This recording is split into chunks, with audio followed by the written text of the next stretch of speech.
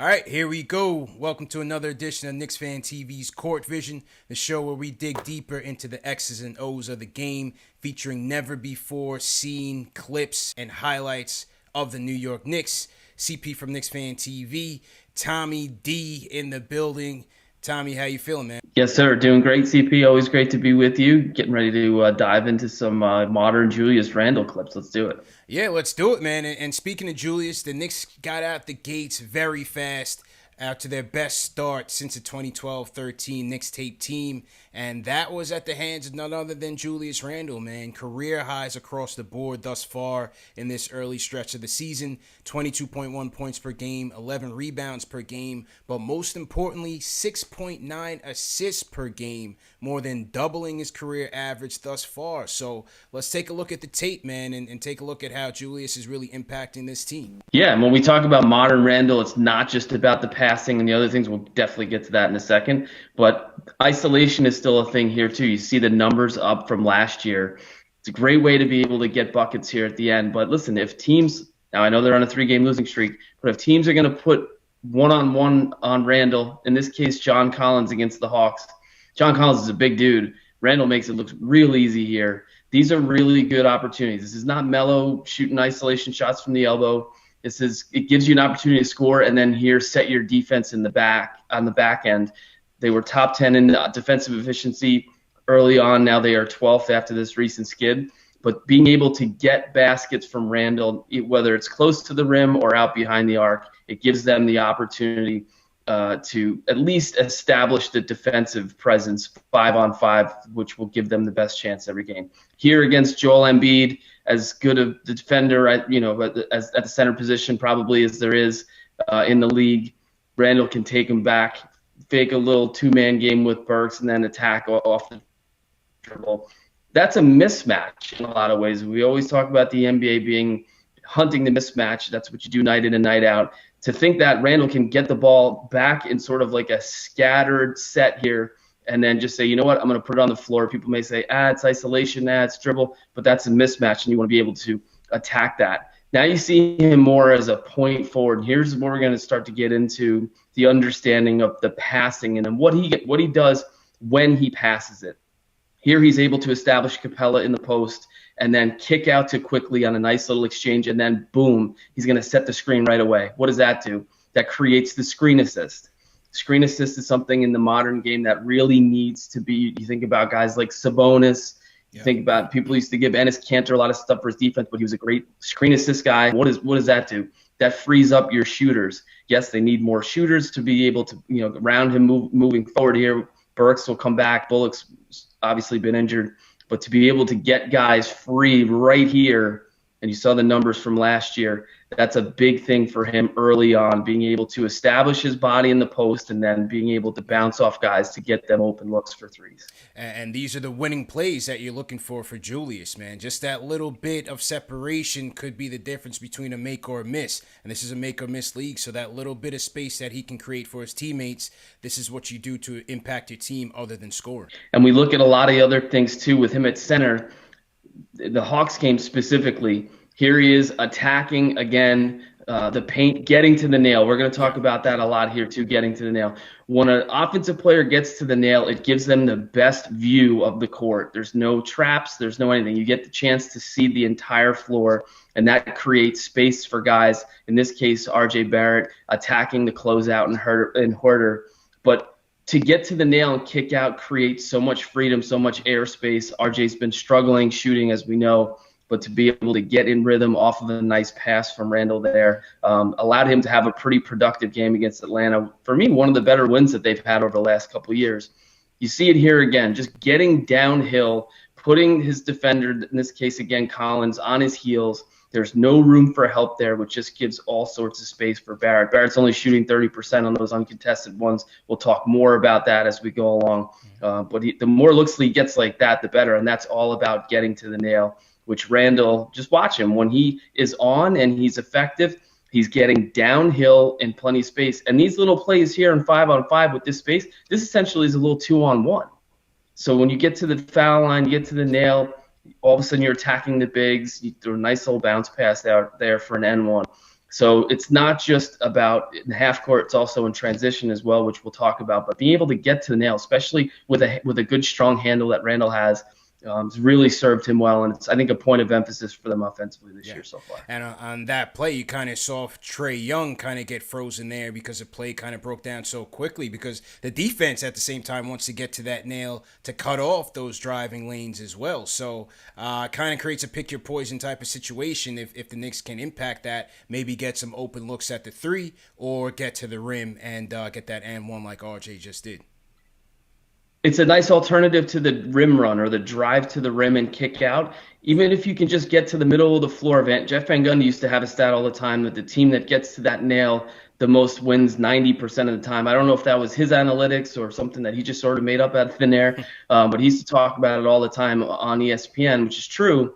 You know, just being able to get there collapses the defense. It allows for other opportunities to fan the offense out and just create mismatches, create switches here. You have Payton in the corner. Sexton jumps. I didn't think it was horrible defense. He goes in there for the blitz, but gave up a wide open shot, which Payton surprisingly knocked down, let's be honest. Right. You can't blame Sexton for the gamble, right? Because Payton is not a good shooter, but paid off there for us. Any good coach will say as soon as the guy turns his back, that's when you blitz double team. Here, this is a really interesting one. This is, to me, get to the nail in transition. And it's a pretty simple play when you look at it on the surface, at least from this sideline view. We talked about this a little bit before. Obviously, a great wide open look for Knox. But when you see the way that they run their lanes here in transition, with Randle as the trigger with the ball, which is a very unique thing for a guy who's 6'7", 6'8", he's just point forward. He gets up the floor and recognizes that there's an opportunity to obviously find Knox in the corner. But there was also an opportunity, and you see Wes, we got to spotlight Wes for getting all pumped up here for that three-pointer from Kevin Knox on the sideline there. But what you're going to see here is a really smart play as Randle's getting downhill, a playmaker's play. And that is Robinson makes a great steal there. Everybody's running their lanes. You want to try to get to the nail. Knox does a great job of going to the corner. Barrett runs to the rim. He makes Osman have to make a decision. First order of business there is protect the rim, which leaves Knox wide open in the corner. Randle identified that in transition on the fly, made a great play, three-pointer for Knox, and is shooting 40% off of passes from Randle, which I think is very, very interesting. And then, hey, here's a little two-man game with them. If they have the little synergy, a lot of camaraderie. Knox had a nice game in Charlotte, probably his best game of the season, one of the better games he's had, obviously since his rookie year.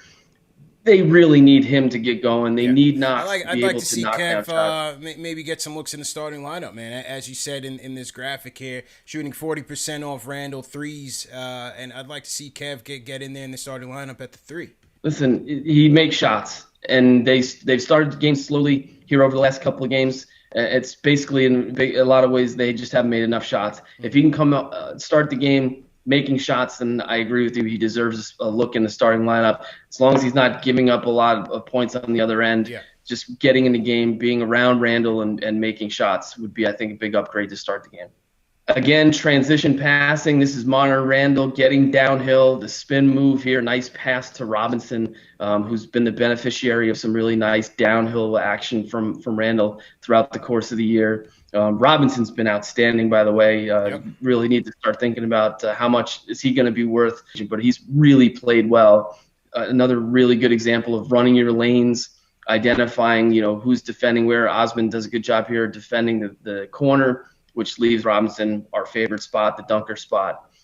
It's not just also passing as well. It's getting up the court and becoming a mismatch in the post. Now, obviously, the Knicks are not shooting enough threes, but listen, if he can play bully ball down on the block here in transition, that newfound speed, that loss of weight, where he is at in his career physically, allows for him to overpower Kyle Lowry, who's not a little guy. Kyle Lowry's a big guard. He tossed him aside like nothing. And here, just another great example of him in transition passing. Him and Alec Burks have had a nice little combination here over the last or the start of the season. Burks obviously has been out with the ankle. They really miss him. They need his shooting. Burks was shooting 68% from the field off of Randle's passes and 71% from three. Obviously, some nice simpatico there that the Knicks are missing. So, yeah, they're on a 3-game skid. The offense has really sputtered here. They're an easy team to scout now because they just don't have enough shooters. The teams are going to just be going zone. We saw that in preseason with Cleveland. But as they start to get these guys back, the Burks, Bullock's been out one game. Toppin hasn't been in the lineup. Yep. Ntilikina's been hurt. Those are 4 guys who can, potentially hit 10 to 12 to maybe on a hot night, 15 3-pointers in a game. They just don't have that right now, and that's why their offense is really struggling. Knicks are in bad need of reinforcements. As you said, Burks much needed. Even Frank is out. You have your first round pick, Obi Toppin, out as well. So hopefully those reinforcements come back and help ignite something within this offense, because last 3 games, Tommy, Knicks are now 5-6 on the campaign. Last 3 games they have failed to crack the 90-point mark. So where do we go from here? What type of adjustments do you think that needs to be made with what we have right now? Well, it's a great point. It's who is in the roster healthy, then who's in the roster who's sort of waiting in the wings, and then there's who's not on the roster, right? There's the names that are out there. Bradley Beal, who's playing as well as anybody in the NBA. I think his value is way too high. He's a great player, but he's leading the league in scoring. So it's going to take certainly a haul to bring him. Yeah. Buddy Hield, certainly, I would say a lesser talent than Beal, but maybe is equal in terms of shooting. Certainly can get 9 to 10, even more 3-pointers up per game. They just need someone who's going to be able to come in and maybe it's Alec Burks. He was playing well early on, but can he stay healthy? There's a reason these guys are here. Listen, there's a reason why Tom Thibodeau's here. The offensive geniuses, who are coaching in and around the league, look at the roster, probably looked at it and said, hey, you know what, this is going to be a real challenge for me to try to make an offensive unit out of these guys that are on the roster. Yeah. Tom Thibodeau's coming in here and saying, we're going to start with defense, and let's build the roster out from there to be competitive offensively.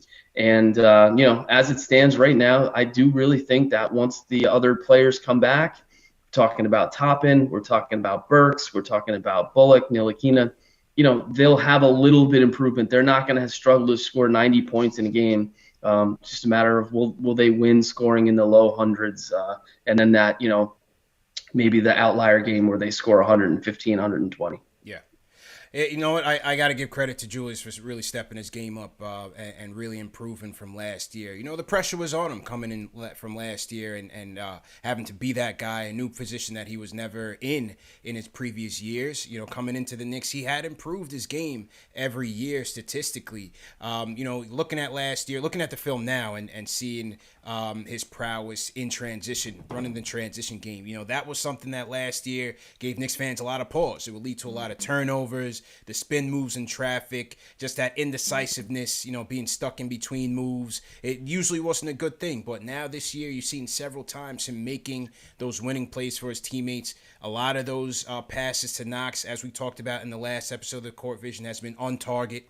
Very important for your 3-point shooters to get that ball in the right spot so that they can get into a right rhythm and knock those down. So very encouraged to see how Randle has attacked this season. I just think the combination of RJ and Peyton, the lack of shooting there in your backcourt, the teams are gunning for them in the zone quite early. He's going to see a lot more double teams. They're going to leave these guys open and disrespect them and make them beat them. RJ, not shooting so well from open, uncontested shots either. So, I know Quickly hasn't, been great, but he's had some spots where he's run the offense fairly well. Yes, the shooting, I'd like to see him get some opportunity to shoot a little bit more, but I just think having him out there as a shooting threat, at the very least, can open things up for this offense a little bit. I just think they need to, balance that lineup out. Maybe take Peyton out a little bit earlier in these lineups and go to Quickly, go to Knox, open these things up a little bit more. Maybe a little small ball 5 for Julius can work in some spurts. We know Mitch is playing very well, as you said. Mitch's development is certainly something that we have to talk about. Oh, he's been great. Another episode of Court Vision. So there's certain things I think they need to tweak in that lineup.